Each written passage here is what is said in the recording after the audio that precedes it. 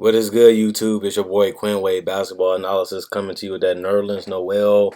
He got traded to the Dallas Mavericks for Andrew Bogut, Justin Anderson, and a first-round pick that can turn into 2 second-round picks.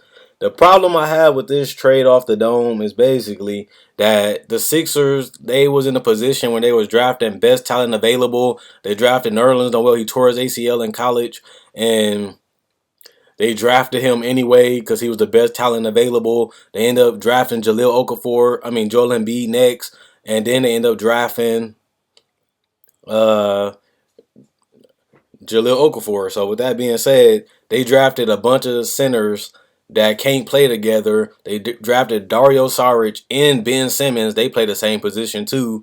So they have a load of talent, and like I said, the biggest problem with the Sixers is they have to find out how to mesh their talent together so that way they can have a team that you can trust the process, but you still got to see it unfold. Yes, they're winning more.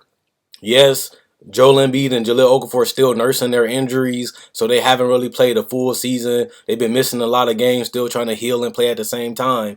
But they got to start realizing that it's rebuilding first, but then you have to start finding out how your team identity. Then you have to start finding out how your team plays together, how your players play, how to put them in positions to win games, how to put them in positions so they can be successful. So that's the problem I have with the Sixers is, yes, they're winning more, but the way they built this roster was the wrong way. I know one of the rules is if you don't know who you're going to pick, draft the best talent available, but now they're getting in a situation where they're loaded at the same position, kind of like the Celtics. The Celtics got a lot of picks, and on top of that, they got a lot of players that do the same things. So they're going to have to get in a situation where when they're ready to compete for a championship, they got to make the right moves in order for them to have the right pieces that they need to fit around the teams and their superstars if they ever get one.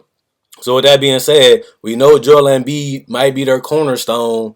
They just got rid of Nerlens Noel, and now you only really getting 2 second rounders because you know they're gonna buy out Bogut. And on top of that, you got Justin Anderson. You don't really know what you're gonna get out that guy, and we don't even know if he's gonna even get minutes because they have so many guards and small forwards. So I don't even know if he's gonna get any minutes because he can't really shoot either. So that's gonna be a problem. Then you get 2 second round picks, and like I said, they keep drafting the best talent available, but they're not drafting for team needs and players that they actually see potential to be stars besides the top 10 picks they've been getting and the top 5 picks. So the Sixers going to have to figure out what direction is they're going with their offense, with their defense, with their players, with their system. And once they figure out that, they got to start putting the players in the system together so that way they can work together. But right now they're just getting anybody they can get, putting them on the team, trying them out and letting them go. You're going to be rebuilding even longer if you don't have a direction or identity to go. So with that being said, I don't really like what the Sixers are doing. I'm not really trusting the process, even though they winning more games.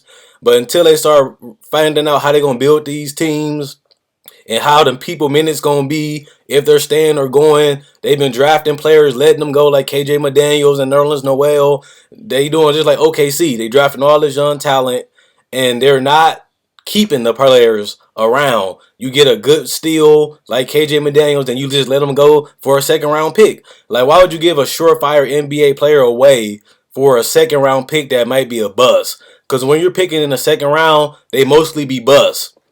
Or they're not really NBA players, or you gotta take years to develop them, or they just be bench players. So I don't know why they keep drafting surefire NBA players or develop them to NBA players and just let them go for a second round pick. Because this first round pick most likely gonna turn into, because it's top 18 protected, it's basically gonna turn into 2 second rounders. So with that being said, if they get 2 second round picks for an NBA player in Nerlens Noel because he's shooting 61% from the field because he do dunks and layups and run the fast break. And on top of that, he can actually protect the rim. He can actually cover space. He can actually block shots without fouling a lot of the times.